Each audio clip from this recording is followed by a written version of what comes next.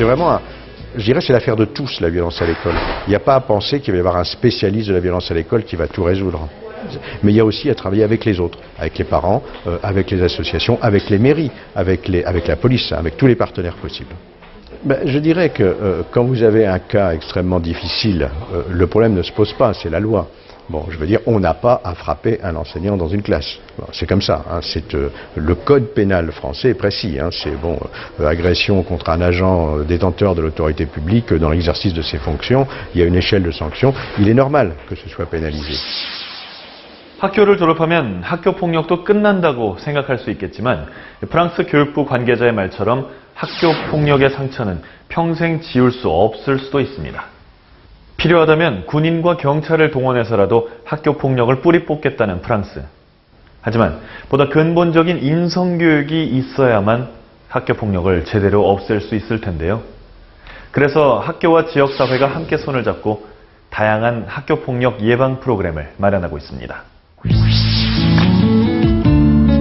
하루가 멀다 하고 쏟아지는 각종 대책들. 하지만 좀 더 근본적인 학교 폭력의 원인과 해결책을 찾는 일이 절실한데요. 그 해답을 찾아 학교 폭력 문제 전문가인 베르나르 드 프랑스 씨를 만났습니다. Voilà. Vous pouvez constater par vous-même que les archives, que je suis en train de trier les archives. Et non, j'ai des archives à partir de 65. 서재를 가득 메운 자료들.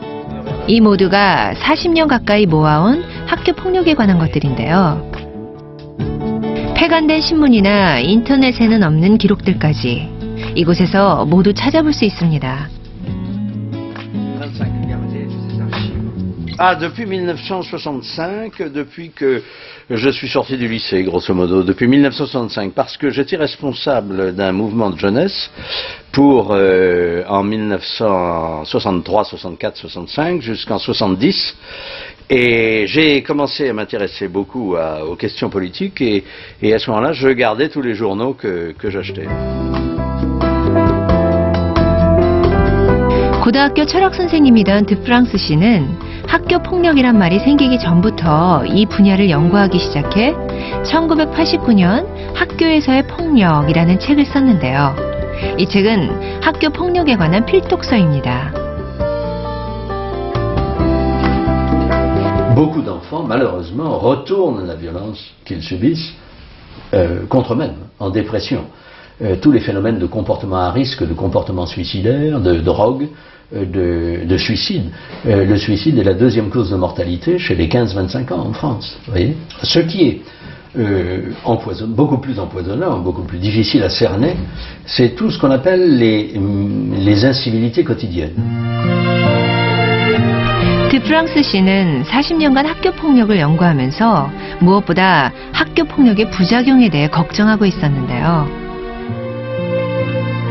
J'ai bien été voir toutes les personnes compétentes qui, elles, ont balancé des dizaines d'heures de colle, mais rien n'y a fait.